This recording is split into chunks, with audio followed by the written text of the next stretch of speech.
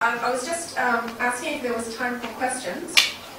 I'm not sure if anyone has any, but yeah, if anyone has any questions about the writing process or the books or anything at all, now is your moment. We can take some questions.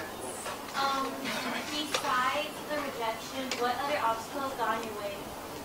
Okay, besides the rejection, other obstacles. Just I think the everyday busyness of life. Children and work. And it is so easy, I think particularly as women, we often feel very guilty when we put aside, when we try to make space to do something that's a little bit creative, something for ourselves. And so I think that's difficult. Prioritizing, that was an obstacle for me. And yeah, really grateful to have patient children, patient husband, who can be supportive. Did your father's writing influence you too much? Good question. I think you're probably referring to my uncle, Albert Wendt. Excellent question, though. Albert Wendt is the legend of Pacific literature. They often call him the father of Pacific literature, as the first person to write a novel and such epic, amazing novels. I wasn't directly influenced by him to begin writing, but it certainly helped to be sitting there in Sunday Hawaii and to have your uncle right there and know that he is this amazing author of these amazing books. So it was helpful for me to then see, well, you know, Uncle Albert can do it. Maybe I can do it too. So, yeah, it was helpful. Yes? Hi, there are various forms of ways of overcoming writer's block. What is some of your ways? Okay, writer's block. Number one for me is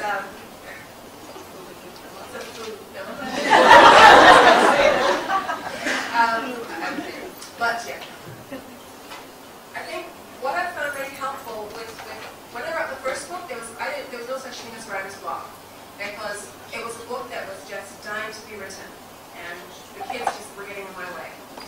But with the following books, writing was becoming more of a work, of a career.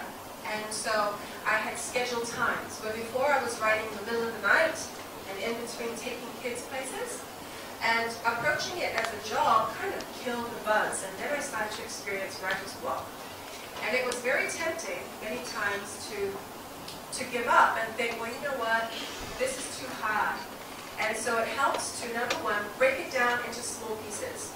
Just like, you know, if you're training, if you want to go run a marathon, nobody goes out there and runs the whole thing. What we do is we start small. So I find it helpful when I sit down and say, right, today I'm going to write for just 10 minutes without stopping, and I'll time myself. Even just 10 minutes a day without self-editing. And that's really helpful because it just forces you into the process of writing. Having clear goals. Today, by the end of this week, I will have this chapter done. And then rewards. When this chapter's done, I will eat a bag of Doritos, or you know, like that. Yes, I find those helpful. I was just going to ask, what inspires you, though? What inspires me? Everything in stories that you have, but what? Yeah. I think reading a lot is really inspiring, as well as being really observant of what's happening around me. I'm not very good at talking to people, and I'm not a social person. But I'm really good at just sitting and watching people.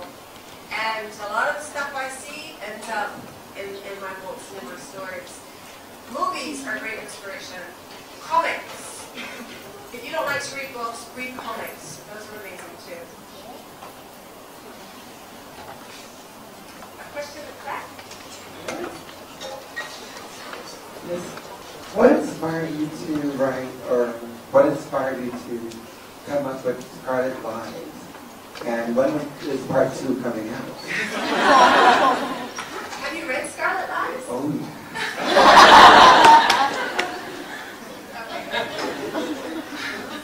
Okay, so Telesa obviously was written for a young adult audience. And that was very much written in a response to wanting to read a story about young people. The other genre I love to read is what we call chick lit. Okay? Romance, a bit of comedy, a bit of spice, and a bit of underlying more serious issues but portrayed in a way that makes it readable and entertaining. And so Scarlet Lies came about because I'm tired of reading romance novels where all the women are willowy, thin, a certain kind of way. Baloney women, you know, these perfect, beautiful, they're skinny ladies. And there's nothing wrong with that. It's just that they have lots of books that can cater for them. And I wanted some books which will cater for those of us who don't fit that particular. But yeah, that's a book I could not have written 2 years ago. I wouldn't have been brave enough. And I'm still kind of a little bit worried about how people are going to take it. So I'm glad that you enjoyed it. Thank you. Any other questions? Yes. Hi, a lot of our students here in American Samoa like to write, I don't know if you can hear me, I'm loud in nature. A lot of our students like to write. Is there an opportunity for, say, you to host something to assist them with writing or to have them publish? What are your suggestions for that? A couple of things. I think, number one, I really encourage teachers in particular to look at online publishing, because I think I've seen English teachers, for example, do a creative writing module with their students, and they get the best pieces and publish them, because it costs no money to do that, and have the artwork done by a student on a cover, put it out, and then I'm sure, you know, the families and the students in the school would love to download a copy. And so I think there's those opportunities for publishing. You know, rather than trying to find someone else that will do it for you, it's really easy to do it for ourselves.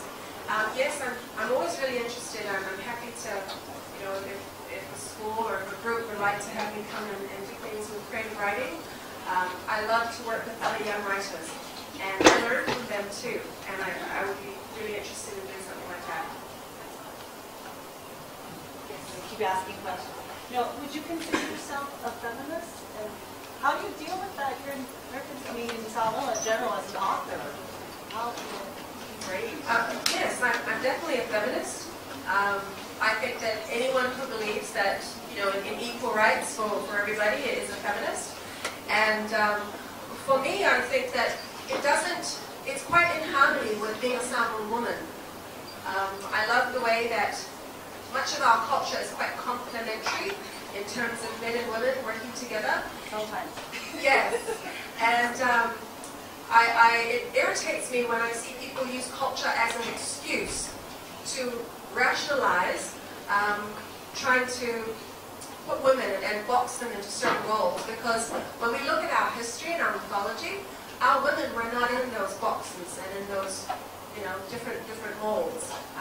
I don't know if you're familiar with, of course, the legend, the story of Nafanua, the goddess of war. It amazes me that our ideal woman in those days was this powerful war general, leader, military strategist. And yeah, I think that's very empowering, and I'd like to see us be inspired by that a bit more. How much do you study myths and legends for Telesa? I studied no myths and legends when I wrote Telesa. You can't study. And that was a deliberate choice on my part. I grew up in Samoa hearing lots of the stories and the warnings. And being the theatrical person that I am, I would ask, well, why does Telesa not want me to walk down the road with my head out? Why does she care if I'm wearing a red lipstick? And nobody had any answers for me. And so when I came time to write my book, I took all my questions and I just made up my own answers. And I didn't want to do lots of reading and research about Telesa and those particular bits, because I wanted it to be my own made-up stuff. Yes? So what are the chances of Telesa becoming a movie? Well, right now there are a whole lot more possible than it was, you know, 3 months ago.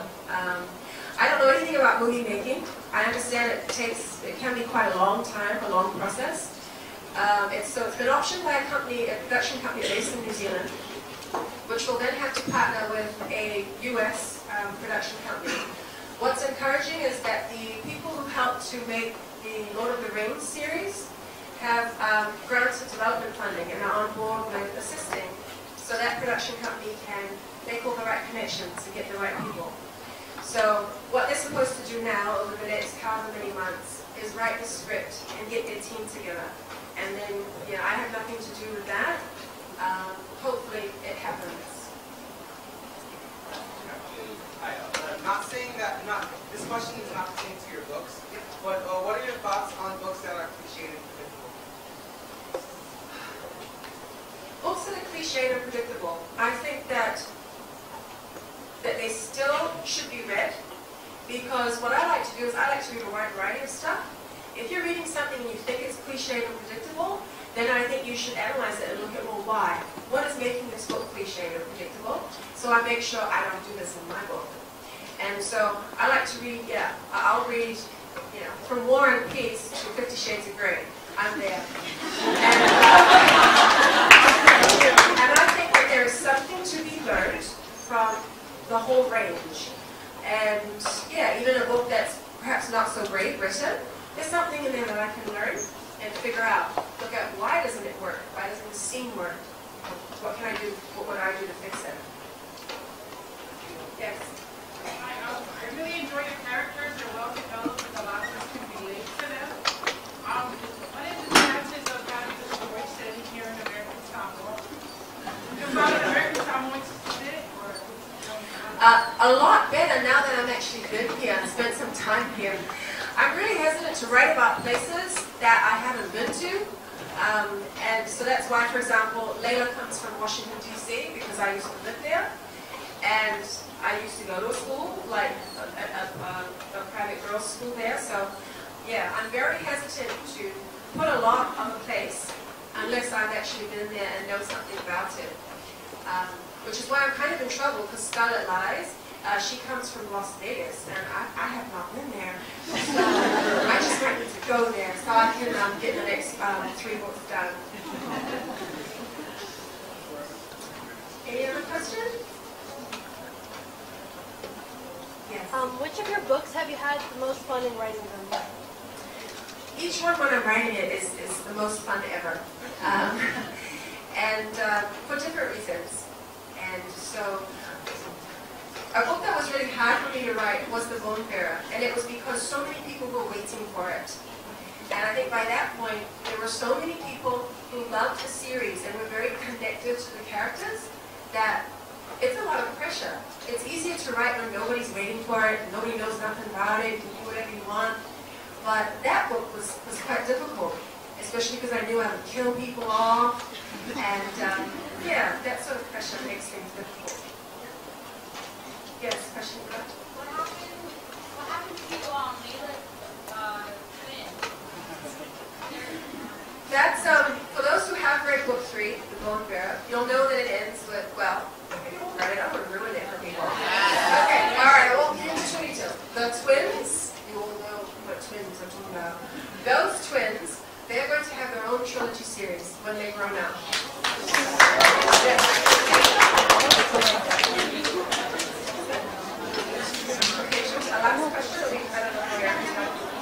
Sir, if we did want to get into contact with you or send samples of writing, what would be the best avenue to do? I'm online all the time, too much. And so, Lani Wendt Young, hotmail.com is the best way to get hold of me. And for those of you who are over 18, just so you're aware, there is a new writing competition that was just launched 2 weeks ago, out of RPM, but it's open for the region. And it's called Samoa Tusitala Short Story Writing Competition. You have to be 18 and over to enter. You can write in Samoan or in English. I think the deadline is in June, but there are 3 different regions. They're going to put together entries from Australia and New Zealand. You have to be like a Pacific person of some kind. Okay? So you don't need to be a citizen of Samoa. But as long as you're a Pacific person. Entries from Samoa and then entries from the rest of the Pacific. So that's where you would come in. First prize, $2,000 US for each category. And then they put the winners of each category together and you win another $2,000 US. You know, for a short story, I think that's very nice, very tempting. So for all the writers in the room, get more details online, and please enter.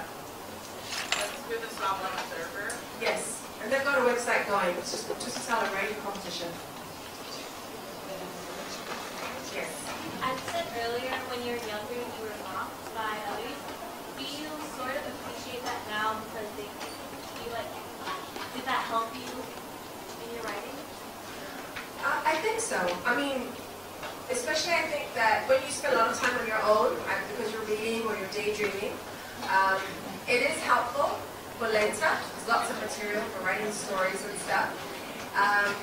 And yeah, I mean, I didn't think consciously about the fact that people were going to have made fun of me.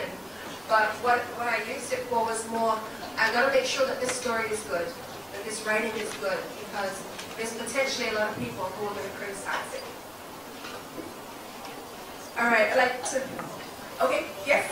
Out of all the characters you ever ran about, who's your favorite?